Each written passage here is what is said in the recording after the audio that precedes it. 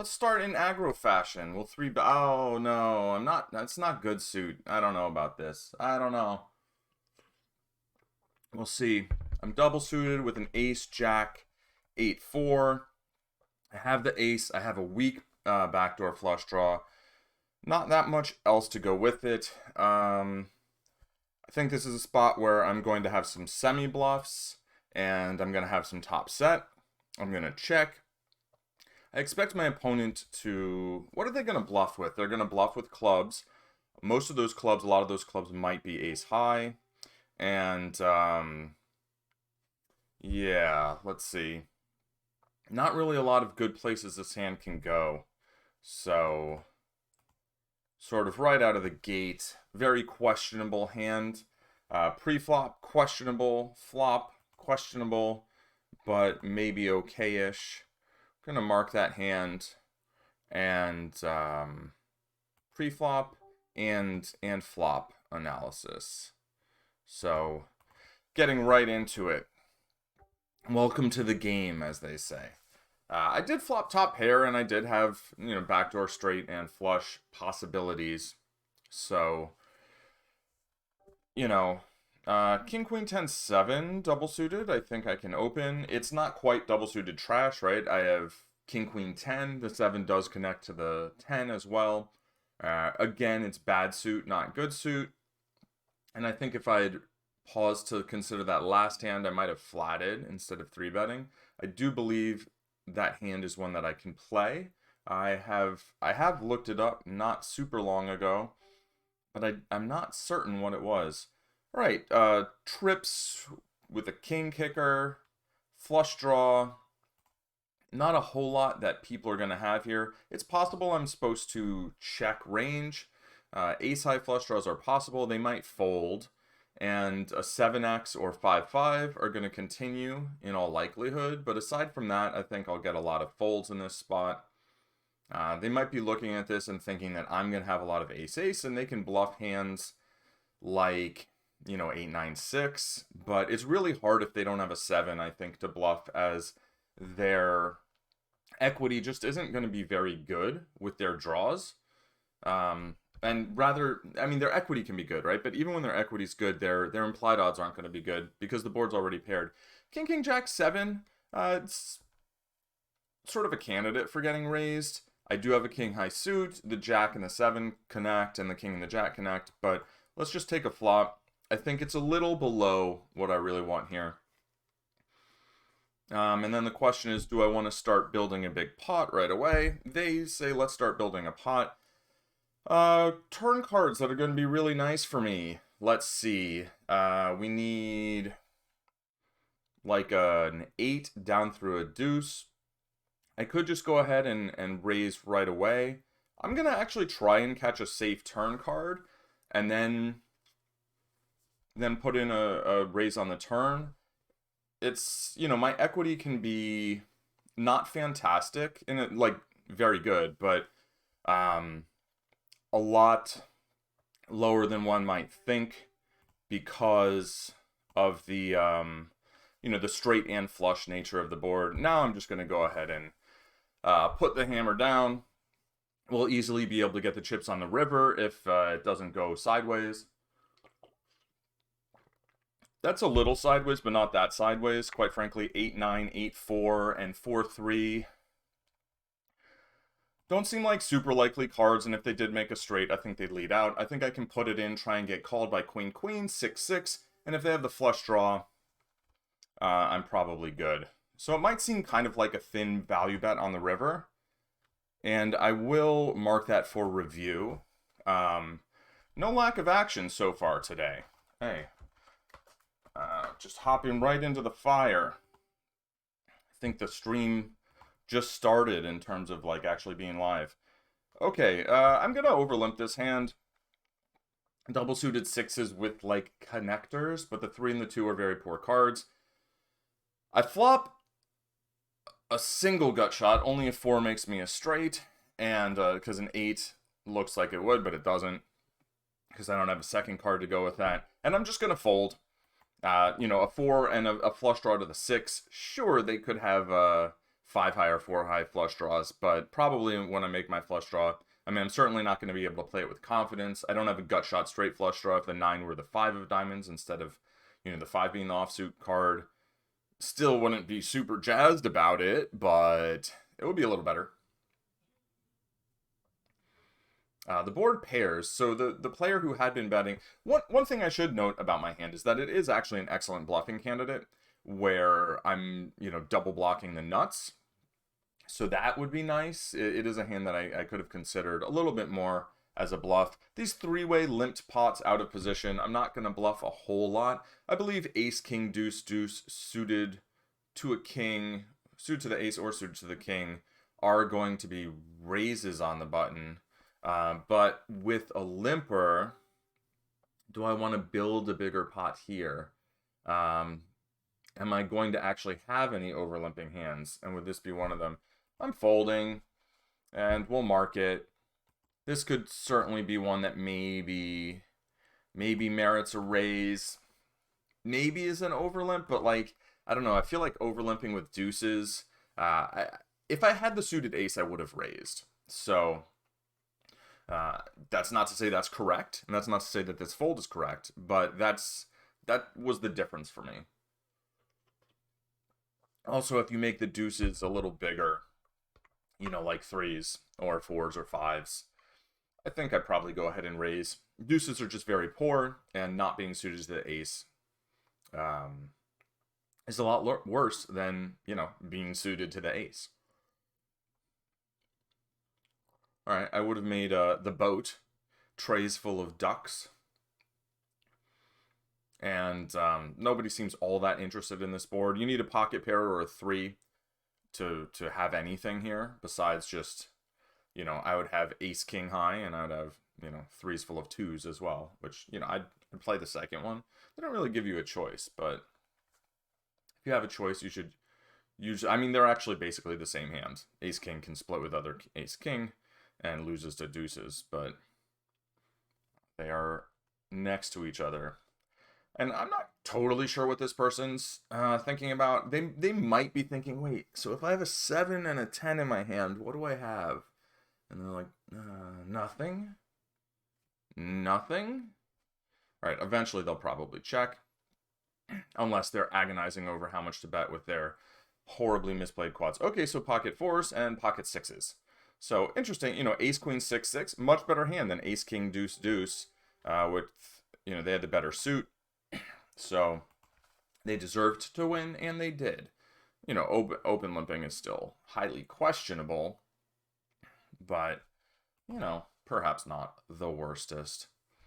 King 9, 8, 6 is not a good hand, really, by any measure. Single suited, not even to the king. This is a good hand, and I will raise, against a limper, and if there is an open raise, I'm not sure what I'll do. That would be a question. Here, if I get 3-bet, the 6 I think is a fairly poor card to have, but ace, jack, 10, again, like bad suit, right? I'm suited to the 10 and not the jack. Doesn't make a huge amount of difference when the difference is a 10 and a jack. And I think the 6 maybe makes this a fold. I am suited to an ace. This might actually be a decent 4-bet bluff candidate. Now, I'm not going to have a lot of 4-bet bluffs against somebody who's played in this fashion so far. Out of position, multi-way, seeing that this person might have a stack that they just want to rip it in, I am actually going to fold. Heads up, I might be more inclined to call. And if you make the 6 like an 8 or a 9, I'm almost certainly going to, going to see a flop there. This hand is not going to see a flop.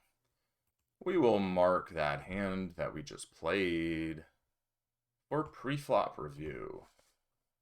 And how many hands do we have already? We already have 3 hands to go over. It's been like 3 minutes. No, it's been 9 minutes. Wow, the time has gone fast. The time goes fast when you're involved in like every hand. I mean, you look at my stats, I'm 50-38, right? So this just goes to show over 8 hands, your stats don't necessarily say a whole lot about you. Right? The other day after 8 hands, I was 0-0. Like this person upper right is 13-0. All right, let's try to focus in on some of the hands that are that we fold. So I think we had a pot-sized bet on the flop, and a nut-changing turn, right? 7-8 got there. 3-4 was already the nuts. 7-8 still the nuts. So the river doesn't really change anything, and they bet nines and deuces and got called and were good. So they're probably up against some kind of an overpair, would be my guess. Oh, let's see what they had. Ace, ace, queen, jack. Yeah. So, the dollar bet, I guess, was, I don't know, they got $1. I feel like they could have bet like $3 and got $3. But those river micro bets, I think they have merit, but I think we need to be careful as well and not overuse them. All right, great hand to take a free flop with. Not something I really wanted to call a raise with. We'll see what the player on our right does. So far, this table has been fairly passive. Only the two players on our left have actually put in any aggressive action. Player on our right, I think, either has a slow connection or is just slow. Like, they keep thinking a really long time. I'm not convinced that's indicative of anything particularly significant. They might just play slow. They might be watching Netflix or, writing a letter to a friend. 10 high flush draw, open-ended straight draw. These are nice. I'm going to go ahead and half pot it here. I'm going to have, some 10-9 here. There's no reason I can't, right? I can have kind of all of the hands except for like ace-ace, really good king-king. Double suited rundowns I would raise too, but there's going to be all sorts of rainbow rundowns and, gappers that I'm going to get to this point with, just check pre-flop. And so they're taking a long time, but I'm not going to really read much into that, as it seems like they've been taking a long time with every decision, which when we're one-tabling is actually fairly frustrating, and now they're sitting out. Now they're back. Okay, so they missed their button because they timed out. 8-6-5-3. I think this is the sort of, hand where if you look at it really hard, you can feel like it's good. Oh, well, it's suited to the 8. That's the best version of this. And, well, there's just the one gap at the top and the one gap at the bottom. It's not really that bad. But it's a pretty bad hand. Make the 3 a 4 or a 7, and all of a sudden it has some merit, and I think I would overlimp it out of position. Absolutely smashes the flop here, where a 2 doesn't make a straight, but a 3, a 5, a 6, and 8 all give the nut straight, right?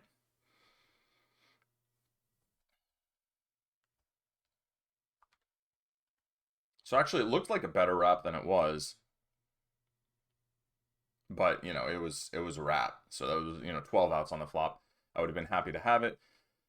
I will raise the button. I will also ISO raise against a cutoff, and I think I'm going to fold against the cutoff. Maybe I can play this. I've got like two slightly connected hold'em hands that are reasonable flats here. 8-8 and King 10 suited. Also reasonable 3-bets. Like, I'm talking about like in hold'em, right? But not, and the 8 is connected to the 10, but the 8s don't connect to the king. Make the 8s 9s, and I believe I would flat. So I'm going to mark this hand for pre-flop, and we'll take a look at this situation. I'm trying to get the maximum out of, okay, they tried to get the maximum out of their boat, and, double boat. Good for them. Okay, King, King, 6-6. Definitely going to take a flop with this one, unless something really weird happens. There's a limper, and I will raise them, because this is certainly a hand that I will play in the hijack. So if a hijack limps and I'm in the cutoff, I'm going to play it for a raise, right?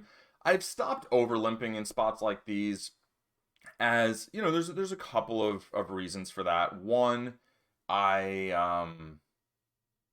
think it's more likely to lead me to make better post-flop decisions. Okay, let's focus on this. I have kings as an overpair. There's a 7-4-2. Not such a bad board for me. Against looser players, it would be worse. I do have a diamond blocker, and I do have backdoor spades. I don't have any board blockers, though, so I'm going to check this back. I also have straight draw blockers. I like that. I'm going to check it one time and bet a lot of turns. Probably that one if they check to me again. And I think I can call a turn bet here, as I don't think people are going to be that oriented towards nut flush draws. However, now that it goes pot bet and a call of a pot size bet, I'm no longer going to decide to draw to the second nuts. I don't think my kings are very good, are good almost ever, and my king high flush draw becomes highly suspect once two players are that interested in the hand. I think a flop bet would have been reasonable. And against the pot size bet, I'm not sure whether I would have called against that one player. Against like a half pot bet, I definitely would have called. But against a bet and a call, all of a sudden drawing to the second nuts becomes, I think, much more questionable, right? Heads up, the second nuts are more likely to be good than when there's a pot size bet and a call of a pot size bet. It's hard to think that neither of those players have the nut flush draw. I'm actually going to mark that hand for future, check out kind of what people had and try and kind of refine my idea of, okay, a couple loose players, pot size bet, turn call, and call of the pot size bet. What are people playing in that spot? It's not so much about this hand. It's about just developing that intuitive sense of what people have, how they play those hands. And so one of the things I really enjoy on this site is we get to see what people actually had, right? And that's not... It's easy to use that to try to justify our play or criticize our own play. I think it is better served, better utilized information when it just informs our intuitive sense of how opponents play in different spots. And then we take each spot as it comes. Okay, so the wheel wouldn't be super fantastic on this flush draw, or flush board, right? But of course, nobody can have a flush draw, because in PLO, if you don't have a flush when there's 3 of the suit on board, you don't have a flush when there's 4 of the suit on board. It ain't hold'em. Nobody seems all that interested in this, so I actually think the 3-2 might be good. The 3, of course, kind of counterfeits the straight, and now 2-6 and 6-7 make bigger straights. Not that it would be a hand that you'd ever really... Oh, they turned a set of jacks. Look at that. So that would have been like one of the few hands we could potentially get value from if we were with the wheel. But with the 3 flush, I would have just checked it down, try to see a showdown on the cheap, which looks like it might have happened. But all right, so we have an open limp on our left. Let's just mark that. Open limp low jack. We have a raise and a fine Badoogie, but not a good Omaha hand. 3-bet from the player on the right. They've been active. Haven't thrown any 3-bets out there yet, but people haven't been raising that much, so they haven't really had a lot of opportunities. Their 3-bet after this hand might be like 50 or something, or 33. Because they've just faced open raises so infrequently. What's their 3-betting range? First thought is like it's got a lot of ace-ace. What should it have? It should also have some rundowns. Yeah, so double-suited rundown, kind of classic matchup. Pretty good card for the chaser, who then gets there. So as we see on the flop, they're actually a favorite, right? They had 1 pair, and one of their cards was dead. It was covered, but they're a favorite on the flop. Pre-flop, 41% equity. That's interesting. A hand with an ace, 41% still against aces. Maybe I could raise this hand. It feels like the sort of hand that is going to have a good number of good flops, but is also going to have a good number of misses. Here, I would call this a miss. Yes, we have 2 pair. Yes, we have an open-ended straight draw. Yes, we have a backdoor flush draw. but none of those are very good in a four-way pot. In a heads-up pot, this hand would be significantly better, but somebody can already have queen 9, and they can have our open-ender totally drawing dead. Now everybody checks. I feel a little better about my hand. I think there's a pretty good chance that my 10s and 8s are good. I'm still going to check. I'm still out of position in a four-way pot. I'm basically looking for a 7, an 8, or a 10, or a brick, and then I would probably bet. Like if a deuce came on the river, I might bet like $1 or like half pot.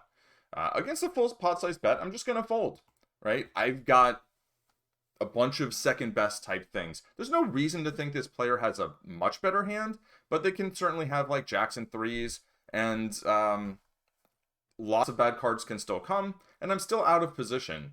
So, you know, if they're potting it on the turn, they can pot it on the river, and in order to take my 10s and 8s to showdown, or potentially a one card straight, if I get there, I'm going to have to pay a lot of money relative to what's in the pot. So that just doesn't feel very worth it.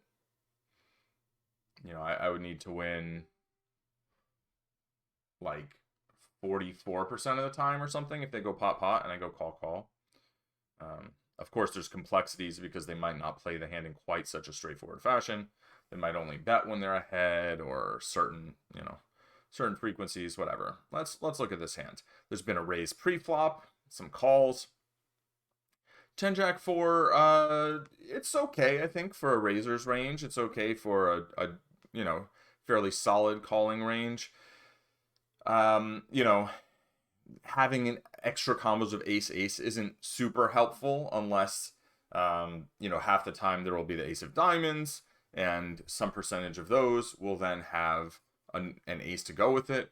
This is an interesting card in that somebody who checked ace-ace on the flop now has, you know, the nut house draw, right? But when queen, you know, king-queen is the nut straight, you probably want something to go with it. I mean, it's probably kind of an uncomfortable situation, even with the second nuts.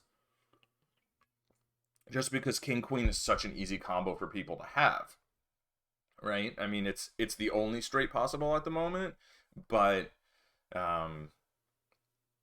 you know, there's 16 ways to make king-queen, and then, you know, with all the side cards, there's just going to be a lot of it out there. Even, you know, even when people all checked the flop, right? Because the open-ended straight draw, if you have nothing else on a flush draw board, maybe just gonna play it a little bit passively. You probably want to be blocking some of the combos that could call, or have some diamonds with it. You know, even having one pair to go with your open-ender, I think, is quite helpful. All right, so we lost the player that was directly across from us. They were tight passive, is kind of how I would describe them. Like, not tight, but, you know, not loose. Not somebody putting a lot of money in the pot that was, you know, not supposed to go in there. So, given that, I'm not sorry to see them leave. We see someone sit down with a half stack, right, this $50. That's often a good sign. You don't want to read too much into it, but it's like, yeah, if somebody doesn't buy in for the full amount, they're more likely to be one of the weaker players than if they do buy in for the full amount. It's just sort of shifting the probability spectrum. All right, I have garbage in the hijack, and I fold the garbage. The player behind me, I'm going to give them a green too, even though they are, you know, they're probably raising approximately the correct number, you know, hands. And then they just have a bunch of hands that they're like, oh, I want to play this too. And they play those for a limp. So that's a mistake. They shouldn't do it. But they do. And that's great. We're happy to see it. I'm going to say 3 bets, small blind versus button with ace, king, jack 10, double suited. Calls it off. Which, this is actually a note because I think that's something that is correct and that they did well, that you know, you might not necessarily expect from some types of players.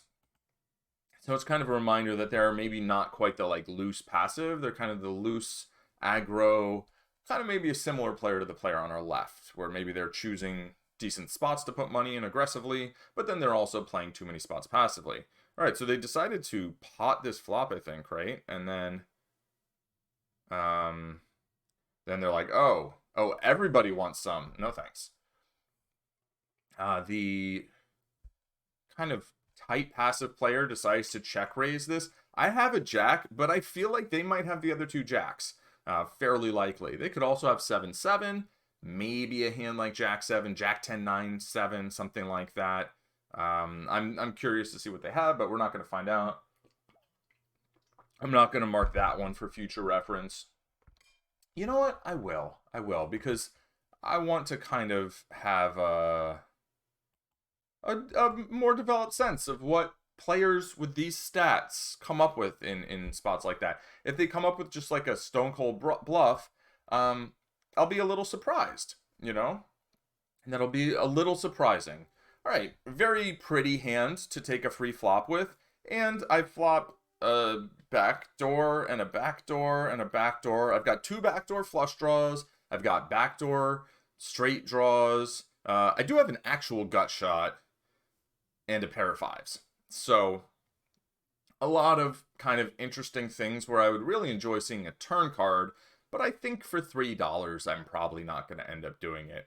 Now, if there are a bunch of calls, and they're these loose passive players, I am drawing to the nuts with my 9-6. I'm getting 4-1, and if I think that I can, you know, win a good amount off of people if I get there, it's suddenly becoming a little closer, because I do have all these various ways of winning. I am actually going to peel here, because I think if I hit my straight, I think I'm in pretty good shape. Now, that was basically the worst possible turn card.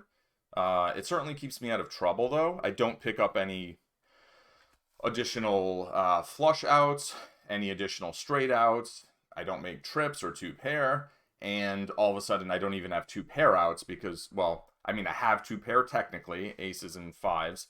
But yeah, we're just definitely going to fold here. The more money that they want to put in now, the better my flop call looks, because the more likely it is that they had a set or two pair, like aces up, that might have, you know, called some significant bets if a 7 came. And against like stronger players that went bet call, I would be less inclined to peel this here. It's fairly disrespectful. I kind of thought, yeah, there's a good chance I'm going to get paid too much.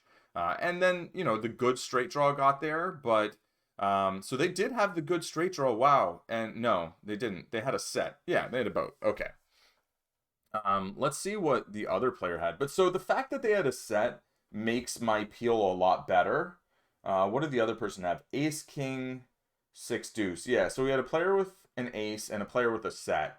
And the set had like an undergutter that I think might have made a... Okay, I'm going to fold this. Let me take a look at that again. The set... Oh, no, they had a 7, so they weren't gonna make a straight when I did. So they had one of my outs. But, you know, them having a set means, yeah, if I made my straight, I probably would have stacked them. Good morning, BuffyBot7. Welcome to the chat. Welcome to the stream. Just playing some PLO100 here on Ignition Poker. And, you know, pretty good game as usual. As I know, as a frequent viewer, you are aware that these games are often quite good. Ace-Jack 6-4 double-suited. I think this might be in the double-suited sort of trash region. Except, I mean, I'm suited to an ace. I have the Jack-high suit. The ace and the Jack connect. The 6 and the 4 connect. The 4 and the ace don't connect in any meaningful way, because the 6 and the 4 would make a straight on 5-3 deuce, which is where ace-4 would have relevant connectivity. That's one of the downsides of having like this 6.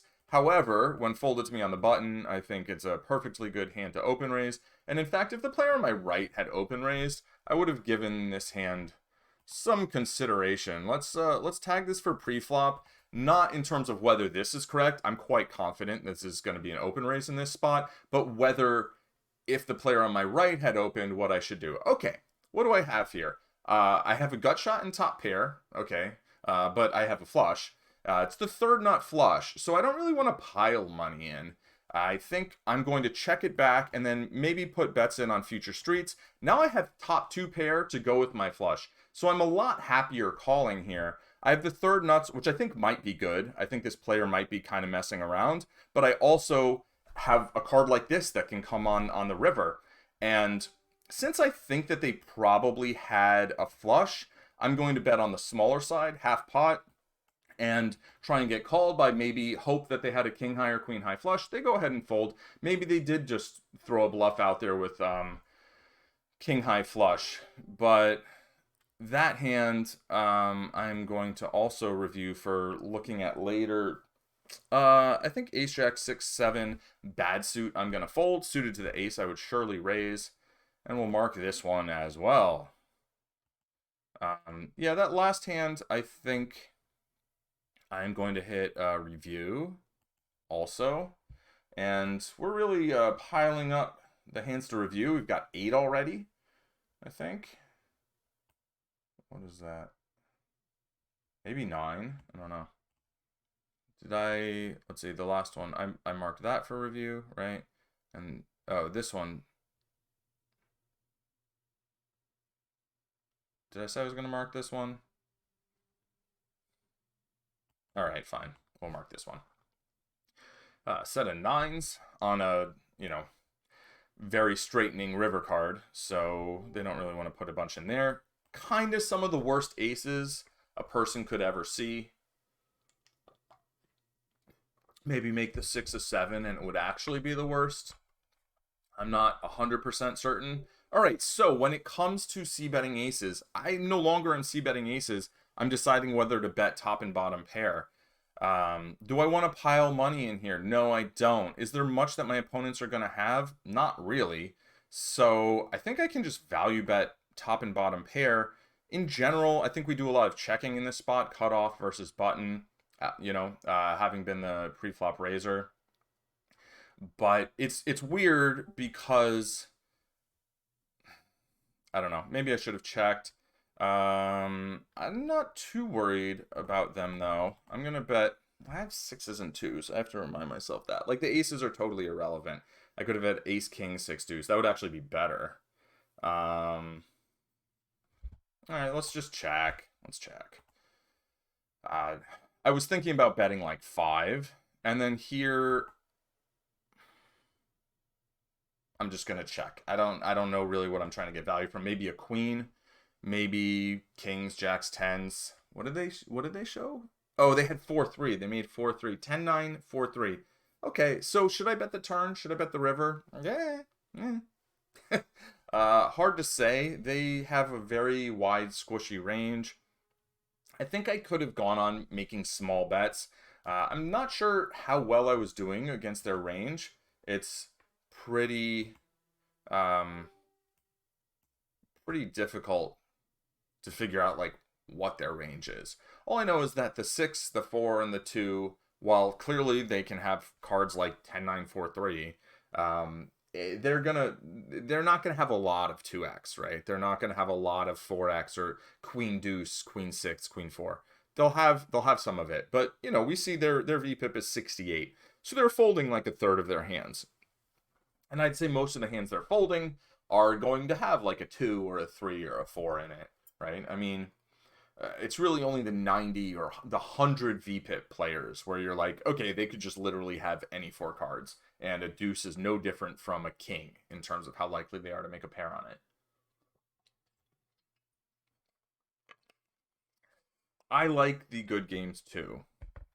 I believe the response was yes, and I like it in regards to knowing that the games are good. It's more entertaining playing in good games. Playing in like really tough games can be entertaining because we're trying to figure out what people are doing, and they're doing, they have sophisticated strategies, and there's often a lot of aggression. Playing in kind of like mediocre games where everybody's kind of tight, so no one's giving away a lot of money, but also no one's playing like really tough. Those can be very boring games. 6-5-3-3, I think it's easy to look at this and kind of get a little caught up in like, oh, well, it connects and there's a pair. No suits, So even folded to me, I just want to fold that hand. But yeah, like these games where somebody's playing like every pot, like we get to see a flop every hand almost, right? And that slows it down a little bit. Like here, you know, we can think a few things. Okay, we could think, what would we do if we had these threes, right? What if I had called? What if I was double suited and I decided to flat the small blind?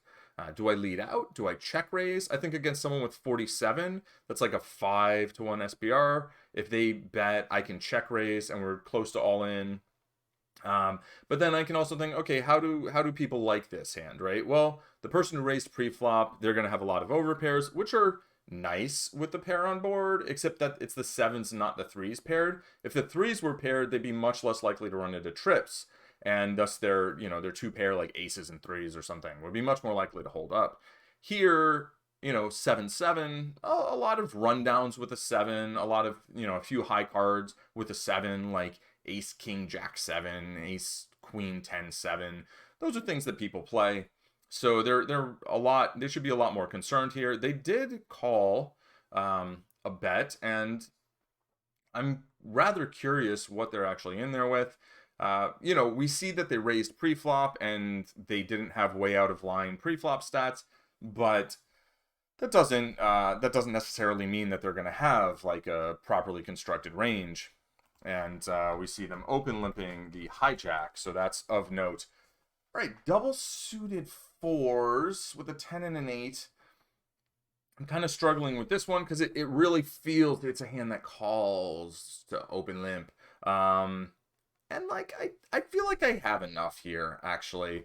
I'm doing very little of this, but I think the hands that I will, if I overlimp with, they'll be the ones that do feel like they're very close. And in lineups specifically where there's no kind of counter indications.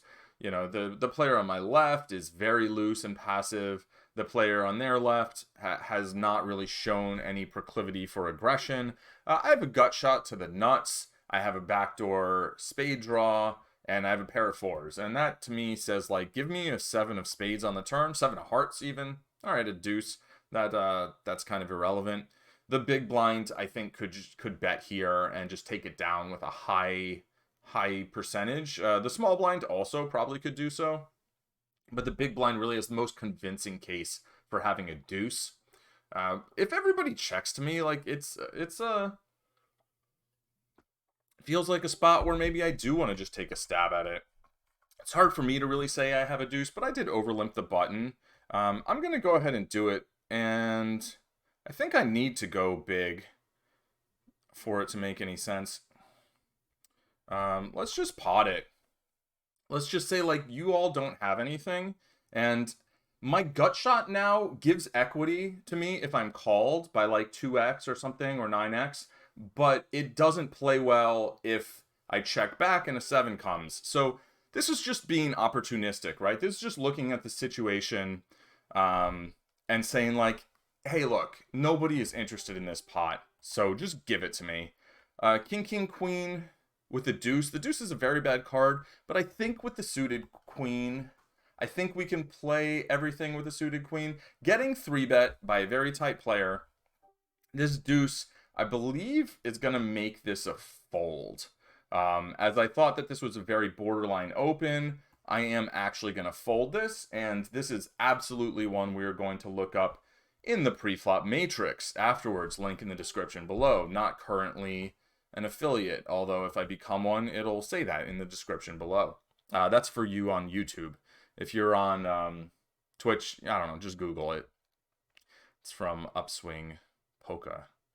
Pre-flop, right? We wanted to look at the last hand pre-flop. We wanted to decide what to do when, when feeling blue. No, with kings, with a suited queen and a deuce. That might have been too loose of an open. I'm fairly confident in the fold against the 3-bet. If I knew the opponent had aces, would I more want to call a 3-bet? I don't think so, because I don't think they're just going to, like, stack off. I think it's easy to think in PLO, like, oh, well, I've got a set draw, so I just need these implied odds. But I think, first of all, our sets are less likely to win when we make them. And second of all, our opponents, I think, are less likely to pay us off unless they have a bunch of equity. right? So when it's just like kings top set versus aces, just an overpair with no relevant backdoors, like I don't think we get paid nearly as often, even in a 3-bet pot. All right, so it's clear check, in the big blind. I have top pair, I have flush draw, and I have some backdoor straight shenanigans. Nothing that I really want to put a bunch of money in the pot with. And they bet 2/3 pot roughly, and I'm just going to let it go. So yeah. All right, we're about 40 minutes in. Maybe one more orbit after this one. We'll finish this orbit, see how long it takes, and either do another one or sit out when the blind is coming. I do have a lot of hands to review today. I've already marked 10 hands. 10 hands. Although I think one of them was... What are these markings? Do I have that many hands that I marked? Oh, mostly pre-flop. Some of them say strange hand, or... Hold on. Okay, 3 of them I wanted to look at what my opponent's cards were. And only 3 review for the sake of post-flop. Alright, so we'll take a look at those when the time comes. Looks like we missed a little bit of action here. Ace-Jack takes it down somehow. The other player had a huge draw, right? They flopped top pair. It's a huge draw. They had a big draw. Flop top pair with a flush draw, but they were blocking their own flush outs, and then on the turn somebody made aces, and the money went in. It looks like some money went in on the flop. Oh, and the one player had jacks. Okay, so they called the flop with jacks, or they bet the flop with jacks. Not too much of interest. In that hand, there was definitely not too much of interest. Right, I'm definitely going to open raise this hand. Shall it fold to me? Which it shall. Which it shaz. I don't know. We get a call. As we see now, there's this very low stack to pot ratio, right? So I almost I don't want to bet unless I'm going to get all the chips in. And the board is just not me. It's not in my zip code. I'm going to bet 2, though. Because I think my jack can be good. And I think this player might call me with worse. I think this player just called me with worse. Yeah. So this is one of those very small bets where I'm just like, yeah, I think my hand's good. They had Queen Jack 9-8, right? So we just eked out a couple dollars. And they could have had Ace Jack. But with that stack size, I think with an ace, they'd be much more likely to 3-bet pre-flop. It just felt to me like a spot where I don't really believe that they have much that beats me, and I'd rather just put a couple bucks in and see if they want to find a way to call me, which they did. I was rewatching a video from day 6 or 7, and in the video I was talking about not wanting to make a bet when I didn't know how someone could call me, and I do think against better opponents, that's a good thing to go by, is to think, think about what we're value betting against. I'll play this orbit now, even though the game just got less awesome. This hand is certainly less awesome. But, we want to, against sophisticated opponents or even clearly reasonable opponents, we want to think about, what are we trying to get value from when we're putting a value bet out there. But against weaker opponents, against loose opponents, whose mistakes might be that they call too often, I think we more want to lean towards, different scenarios, or a different approach where we just, if we think we're probably going to have the best hand, we're just going to put the bet out there. Okay, I have aces. This, I think, hits a button raise and then call a 3-bet range pretty hard. The stack to pot ratio is still 4-1 because... all right, so I'm blocking some stuff. I have some backdoor. I have a backdoor, and I guess I can make a straight with the 8-5. This feels like a spot where maybe I just check fold my aces. Feels really weak and nitty, but if the 5 were like a 6 of spades or something, I think I can like check raise maybe. I'm going to make that hand for review, even though honestly I don't know what I'm going to have to say about it. I did watch a nice video by Luke someone yesterday about, and perhaps this is a raise, probably close. It was about playing aces, basically, right? And it was talking about how to play them in certain. It was mostly about single raise pots, so it can be dangerous to apply some of that. No, but there's about 3-bet pots too. All right, so this would have been a little better board.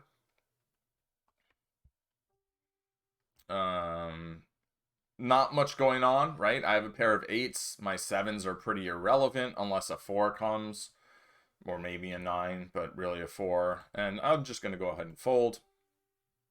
And clearly there's a lot of interest here now. It's hard to think that anybody turned like top set. That player maybe had a set of queens or something that they were slow playing. Something else. This table clearly devolved. So let us proceed to the session review. This hand's going to be a little tricky to review. Ace, 8-5 with a suit. An ace high suit, very clear 3-bet. I'm not even going to look it up. I think all of my single suited aces are 3-bets here. The flop comes out and I have something, right? So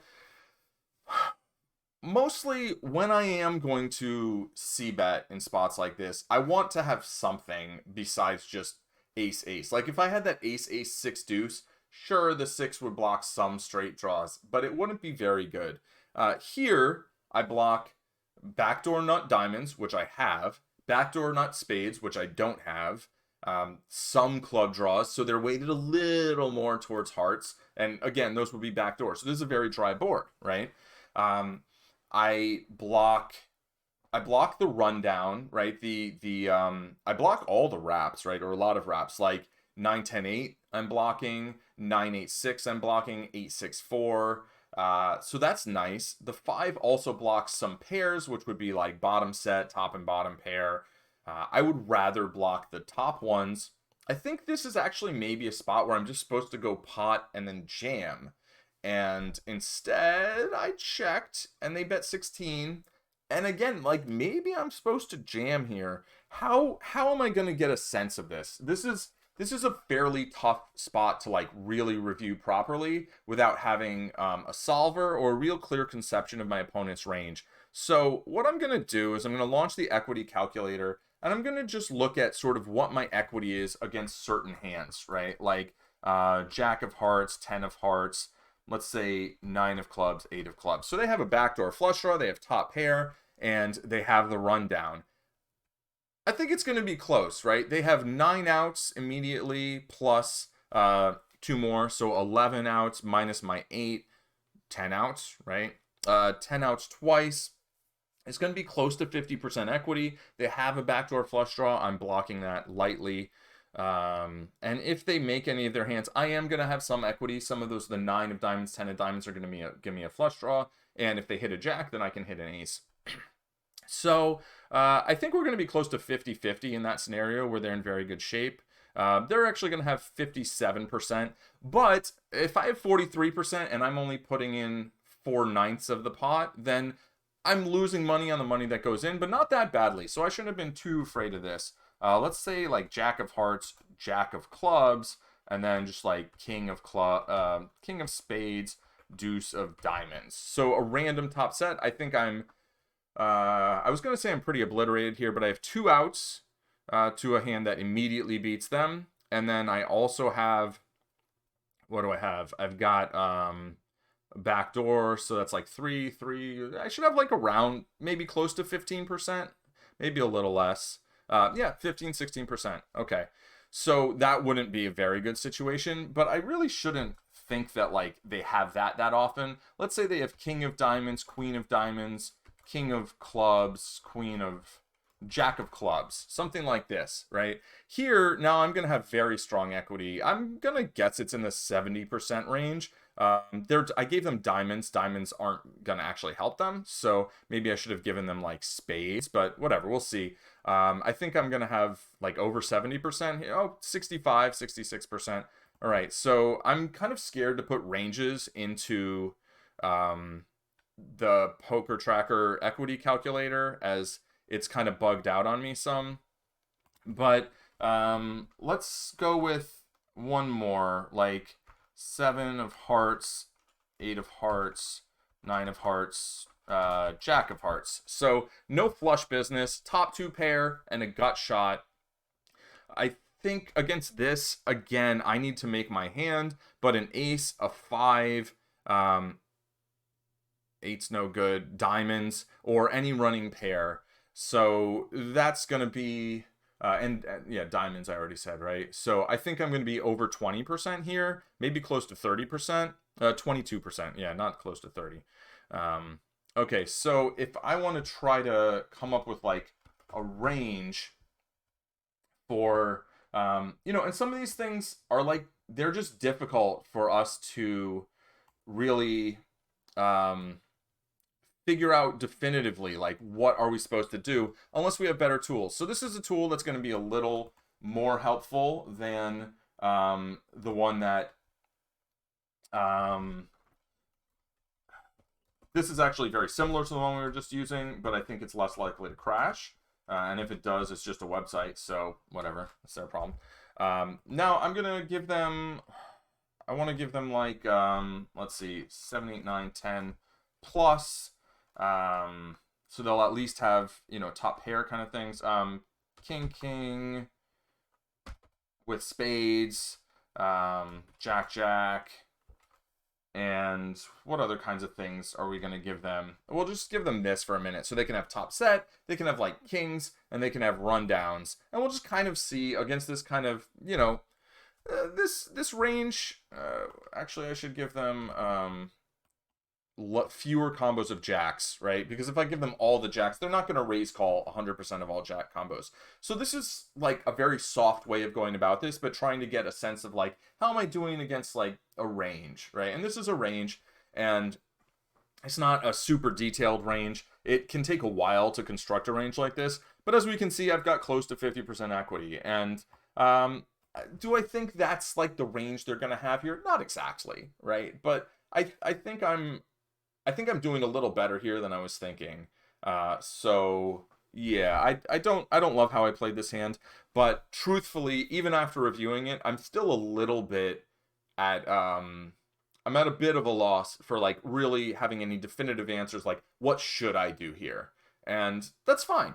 Sometimes just like we don't know. And we review a hand and the conclusion is I still don't know. Which, the takeaway, what's the takeaway then? The takeaway is this is the type of spot I need to put more work into, and that's not all going to come out of just reviewing one hand here and there. It's going to come from potentially looking at sims, potentially, getting another course and looking at a module about like how to play ace-ace, potentially like looking at videos. All sorts of way of going about it, and also just thinking and maybe constructing ranges on my own. Like that might be a 1-hour project, really trying to construct ranges that I think people are going to have in these spots. It could be longer than that. I don't know. It's hard to put in specific ranges into some of these, simulators or some of these tools. But that's fine. Okay, we will move on to the next hand. King, king, deuce. This is going to be more straightforward. Like, am I supposed to raise this in this spot? And if so, should I call a 3-bet? Right. So I folded, but let's take a look at that in the PLO matrix. So I am cut off, open raise. So RFI cut off, king, king, single suited. What am I supposed to do here? King, king, queen, deuce. With the good suit is actually a raise call, right? So, king, king, queen, deuce, bad suit is raise, fold, out of position. So if I was suited to the queen, this fold would be correct. As it is suited to the king, I'm supposed to call this. So we'll say good suit, RFI call from button, from cutoff, king, king, queen, deuce, bad suit, RFI fold versus fold cutoff versus button call versus call if IP, right? So in position. All right, so that's pretty simple. That's pretty straightforward, and is fairly close. So like king, queen 3, good suit is fold out of position, as are king, queen 9 through 4. So looking at this is one of those little kind of solver outliers where with the deuce, I actually call, but if I had a 3, a 4, a 5, a 6, a 7, 8, or 9, I would fold, and if I had a 10 or higher, I would call. So in terms of practically, actually playing this hand, I'm fine with this fold. In general, deuces are very bad cards, and I don't feel bad about this fold at all. In fact, I think it might have been correct against this opponent in this exact situation. What I've learned from this is that good suited kings with single suit call, where the other cards are connected, and there's some kind of quirky ones where, like, if we have a good card and then a bad card, maybe that bad card is unblocking some of the things, like the rundowns that we want them to 3-bet with, right? They're not going to have a lot of deuce in their 3-betting range, so they're going to be more weighted towards rundowns, which means less weighted towards aces, something like that. There's clearly some complicated stuff going on, but I think folding this hand is okay. And then here, I think this was a clear fold. I'm going to look at ace-jack single-suited, ace-jack 6-7. Actually, this is not a clear fold. It wants to raise this hand, so that's good to know. So ace-jack 7-6, bad suit is raise fold from cutoff. Okay, we learned that. As is ace-jack 7-5 bad suit. Ace-jack 7-6 good suit is very clear RFI. So my questions were like, do I raise this if it's good suit? And the answer is yes, clearly, right? Or that wasn't even a question. That was an assumption or a thought, right? I'm pretty sure I raise this. And then I was thinking, well, I'm pretty sure I don't if it's the bad suit, but I actually can't. So a little bit of a tight fold, and then nothing really interesting after that. We proceed to the next hand. All right, so here the question is, what do I do against the 3-bet? No. No, the question was actually the play of the hand, right? I can look at like what to do against a 3-bet. If I'm the button versus the cutoff, what am I going to do with ace-jack double suited? With a 6 and a 4, this would be a flat against a cutoff open. So I think that was a thing that I was thinking about. Ace-jack 6-4 double suited is cold call versus cutoff RFI. So that's a good thing to know. But we're mostly going to focus on the actual play of the hand post flop. They check. I have a flush draw. It's the third nut flush draw. I really don't want to get check raised here. But if I do get check raised and I fold, if they have like a king high flush or queen high flush, that's not that bad. I think that's kind of fine. So maybe I don't hate a bet here and then a check back and then kind of decide on the river. But with the third nuts 3 ways, I think we probably don't want to put a lot of money in the pot. Also with the ace, there are, I can turn 2 pair, I can turn trips, and so I'm going to have kind of additional equity even when I'm behind. The jack comes on the turn and they bet pot. So if I had nothing but the jack high flush, maybe I fold this. My opponent is kind of loose passive, but that doesn't mean that they necessarily play post flop like super solid. So having, so the jack high flush, I think I would have to give some thought to. I'd probably end up folding it. But because I also have the ace jack, I have the combination of a hand that might be good right now. It's quite reasonable for it to potentially be good. And I have 4 outs to like the effective nuts, right? A jack, sure, I can lose to ace-ace, but that seems very unlikely. And an ace would be the stone cold nuts. So I go ahead and call because of the combination. If I'm just drawing to my 2 pair to try and make a boat, that's not going to be worthwhile if I know that they have the larger flush. but I don't know that they have the larger flush. So the combination of those two things makes me decide to call this bet. And I do fill up on the river. Maybe, I could have just potted it and just been like, do you believe me? And maybe that would have been better. This kind of half pot bet in a spot like this, I feel like it's getting a lot of folds, right? That's more of a sense. That's more kind of remembering situations where like there was somebody could clearly have the nuts on the turn, and then the river totally changed the nuts. And these half pot bets, I feel like, are getting a lot of folds. That's something more to keep an eye on. I don't have numbers to back that up, so that's more of an intuition, a feeling, which of course is subject to all sorts of cognitive biases. So I don't want to make large changes or anything to my game without actually investigating that in some sort of a data analysis kind of fashion. And they do fold, and ways of analyzing that would be like marking every time I bet half pot after the nuts change on the turn. Or maybe that's a way, there's a way I can filter for that in Poker Tracker and see what percentage of the time do people fold.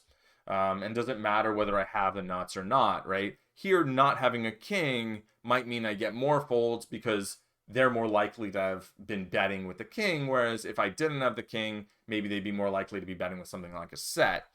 I don't know. There's, removal is a very big deal in PLO. And since there's so many combinations, it's going to take a really long time to really see kind of like there's just so many dimensions to variance in this game, right? Not just the runouts, but just the cards that we have in our hands. All right, Jack 8-9-5. I must have marked this hand because I wanted to see what this player check raised with on this. So that's not a question for today. That's a question for another day. I mean, I would assume that it's probably like a lot of Jack-Jack, even though I folded a Jack and 3 other people wanted to put money in. 7-7 also seems pretty possible. Maybe Jack 7-7, so they know it's less likely for someone to have a Jack. That's something to look at tomorrow after the session and see how the hand was played. Okay, I raise. Not too much to talk about there. I think let's just look at briefly low Jack, King, single suited. Like, do I raise all King? Yeah. So we'll just make this like a heuristic. King, RR, single suited, always RFI from all positions. I.e., always raise kings plus second pair if single suited. Okay. Always RFI. We're not always raising, right? If somebody raises ahead of us, we're not raising. All right, folds to me. This is a flop where I do think I've got some good removal, right? The sixes are kind of the unsung hero of this hand, I think, where we're blocking 8-6-5, 6-5-3, 7-6-5-4. We're blocking a lot of the hands that are going to check raise us, that are going to have really good equity on this flop. And so I think it's reasonable to put a bet out here because of those blockers. Plus, I have backdoor spades, which also means I'm blocking some backdoor spades. And I have a king of diamonds, which means I'm blocking king high flush draws. So there are just fewer hands that our opponents can get very excited about, fewer hands that can have a lot of equity. So I think this hand is maybe a reasonable is a reasonable candidate for putting a bet out there. And if I get check raised, I'm not like crying about it. I've got the backdoor flush draw, and I could spike a king and turn the nuts. There's both kings, the heart and the club would give me the nuts in this spot. So I don't love getting check raised, but because I have so many blockers, I think maybe this is a bet. All right, the 9 of spades on the turn. Oh, goody. I turned a second nut flush draw and somebody pots it. So when they pot it, that's very concerning. Again, I'm blocking some flush draws, so they're a little less likely to have flush draws. And they're more likely to have, 2 pair or sets that beat king. I'm blocking straight draws, so they're less likely to have straight draws. So they're more likely to have 2 pair and sets that beat king, right? By blocking their draws, which I want to do on the flop in order to get folds. Now on the turn, by blocking their draws, I'm in a spot where I'm weighting them more towards the value hands. So my kings are less likely to be good. I still have 2 king outs to the nuts. The ace of spades is the nuts, so that's 3 outs to the nuts, which, if they bet $1, I'd be thrilled to call it dollar. But given they bet pot and then somebody called pot, I think this is probably a safe fold with the second nut flush draw. Very easy for one of them to have nut flush. And even if I get there, it's hard to win much more money, and getting 3-1 isn't quite the correct odds anyway. Although I do have the 2 kings. So if I knew that nobody had the nut flush draw, they like turned their cards face up and said, we're not putting any money in on the river, I think I probably have a call. And then they bet that. It would depend on how many like spade blockers or whatever they had. And there's a fold. So maybe they had some kind of a wrap. Maybe, I mean, if they had like a set or 2 pair, that's not a great river card for them. So, 7-7-8 jack, something like that. I don't know. I don't know what they actually had. I could have folded the best hand. It's possible. But I think facing a pot bet and a call of a pot bet, that was a very reasonable thing to do. Okay, next. Let's see. We're getting towards the end of the pre-flop of the session review. This is pre-flop. This is cutoff versus button. Button versus cutoff. So I think this is actually possibly too tight. We'll see. Single suited 8s with a king and a 10. Yeah, this is a flat with a good suit, right? So 8-8, king 10, single suited. Our good suit is call versus cutoff RFI is button call. We want to make sure that that's clear. And only call 8-8 single suited with good side cards that connect to each other. And the 8 basically, right? So king 10, queen 10, jack 10, 10-9, 9-7, 7-6, or second pair, or have a second pair, except for 3-3, but I think that's too granular. And raise 3-bet fold with 8-8 ace X suited.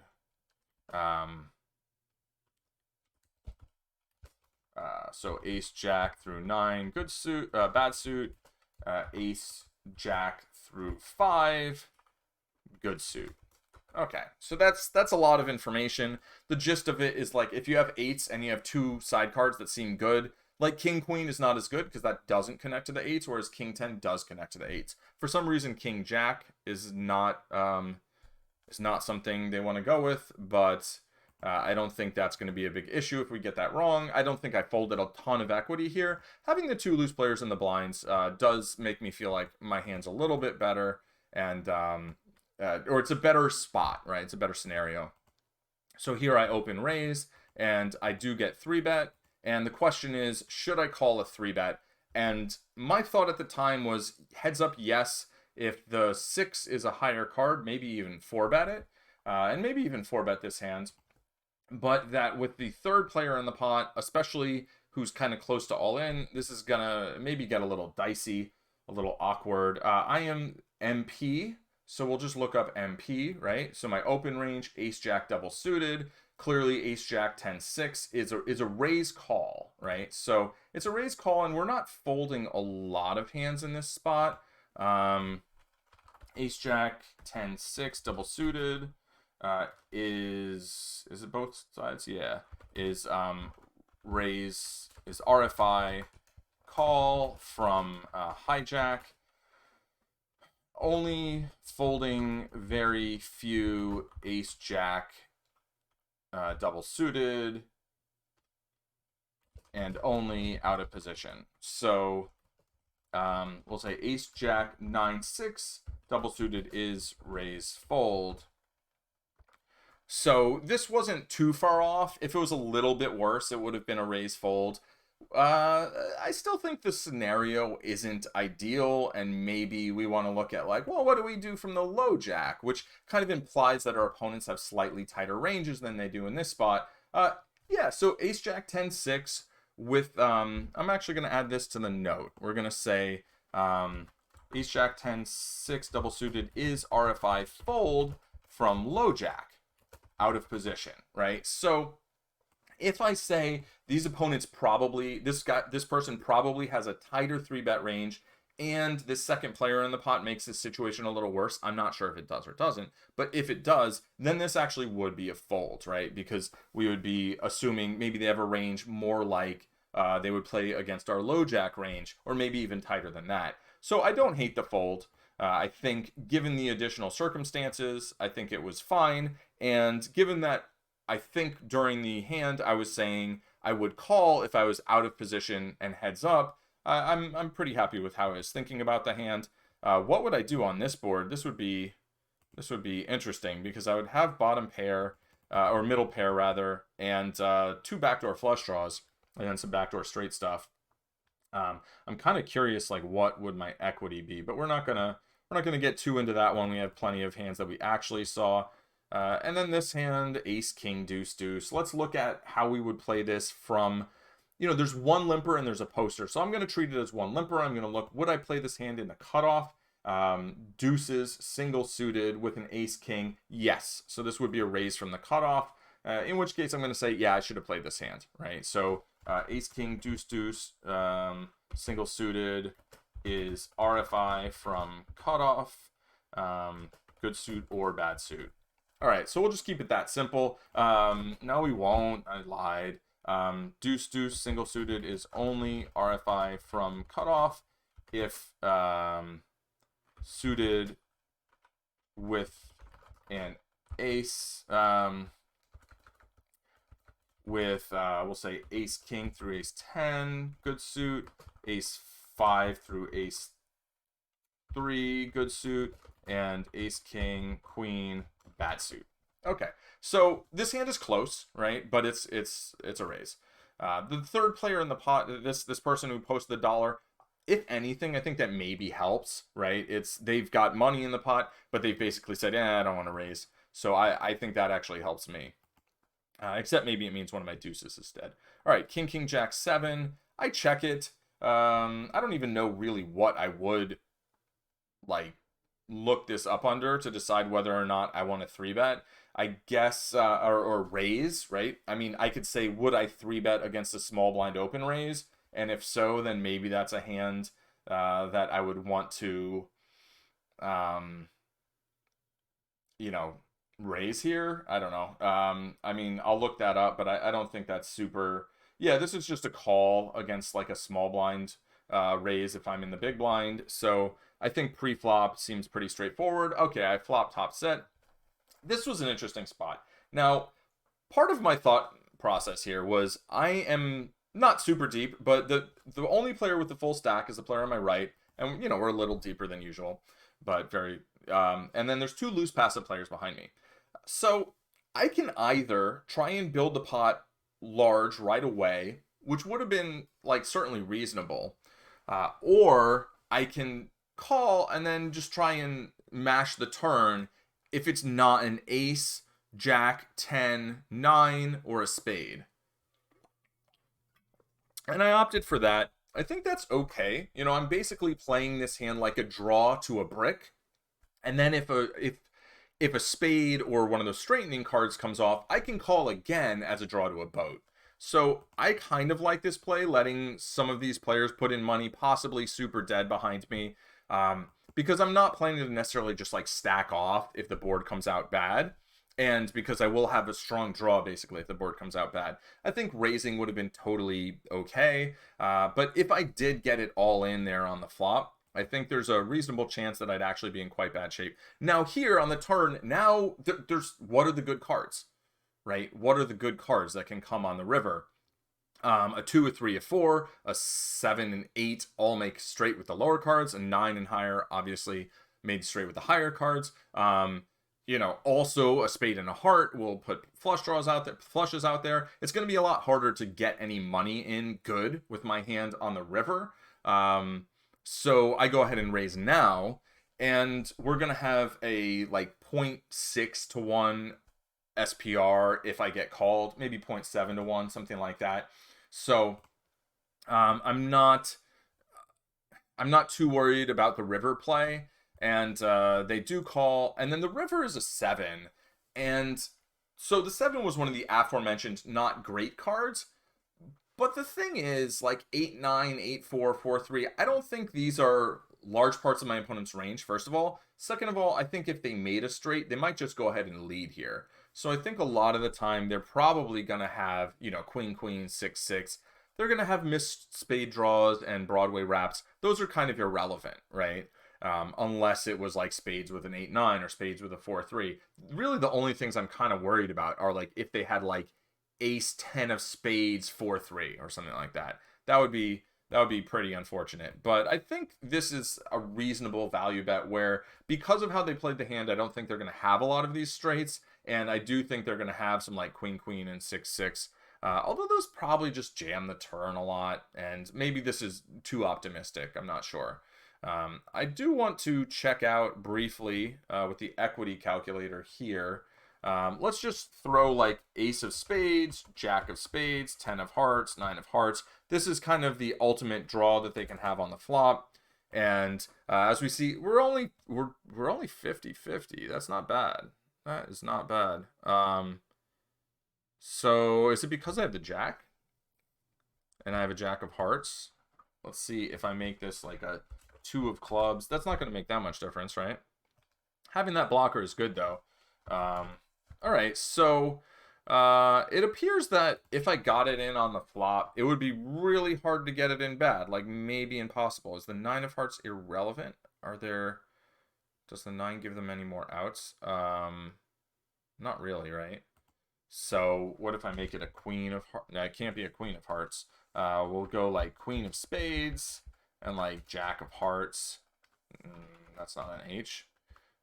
And what's the duplicate? Oh, yeah. Okay, so they can't have a jack of hearts. They can have a jack of spades, queen of spades. Let's give them the ace of hearts. As you see, it is very hard for them to have many combinations that have equity along these lines, so they can be a slight favorite. But if they're going to get it in ever with like queen, queen, 6-6, king, queen, 6, stuff like that, maybe I should just go ahead and try and rip it on the flop. Yeah, so maybe this was a little too fancy. Hard to say. All right. Ace, jack, so this was just right out of the gate. First hand of the session. Let's 3-ball it. Big blind versus button. I think this might have been a little over aggro, but let's find out. Ace, jack, double suited with an 8 and a 4. It likes it. It likes it. Mikey likes it. I don't know. What's that?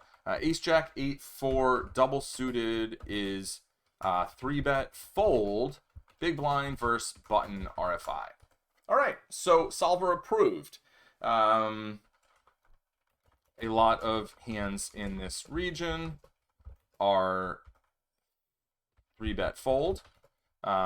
Better ace jack double suited is 3-bet call, and weak ace jack double suited is just call. So this hand is exactly in that region where I do want to, it's not got the playability where I want to 3-bet and then call a raise, and it's not so weak that if I 3-bet, it's just like too weak to be doing that. It's right in that region. There's this middle region. Like the graph looks kind of like you got some like orange up here, then you've got the purple, which is the raise fold, and then you've got the green, which is just the call. And basically ace jack double suited is ace jack 6 deuce bad suit is only double suited ace jack to fold to button, RFI, and big blind. That's maybe a little too much to say, but whatever. Too late. All right, so I get called, and then the flop comes here, and I'm blocking some straight draws, I'm blocking some backdoor flush draws, and I have top pair, so I'm blocking top set, which is like, they don't have top set. Top and bottom, top and middle. So maybe this is a hand that I should bet. This is a spot that I need to do a lot more work on. 3-bet pots out of position, right? We had that other one where I did have the ace and the backdoor flush draw and the blocker to the other one and the bottom pair. So Do I have enough relevant blocking material here to just be like, yeah, let me just bet and try and take it down? I don't know. This is just a spot where I have to admit to myself, to you, I don't know what I'm supposed to do here. I checked, and if it was a half pot bet, like maybe I call, but it's still it's tricky. It's a bit tough. The fact that they're going bigger is, I don't know. I don't know. I guess they're setting it up so that they can almost shove the turn, but they can't shove the turn. So it's a little bit of a curious bet size to me. It doesn't make a lot of sense to me. I'm not going to try too hard to read into what that bet size means when I'm playing against a player for the very first hand. I don't think it makes a lot of sense. I don't know why it says 3 hands. This was literally the first hand of the session, I believe. Pretty sure it was the first hand of the session. So, you know, I don't know. And this is the sort of scenario that maybe this is a couple weeks down the line, maybe a month down the line, that I'm really digging into these and getting better at these. You know, I'm still refining my pre-flop game. Having a better sense of the pre-flop game gives me a better sense of what my range looks like on the flop, what my opponent's ranges can possibly look like on the flop. So that will help a lot. That's why I'm starting with pre-flop and trying to really, you know, do maybe a mind-numbing number of pre-flop spots.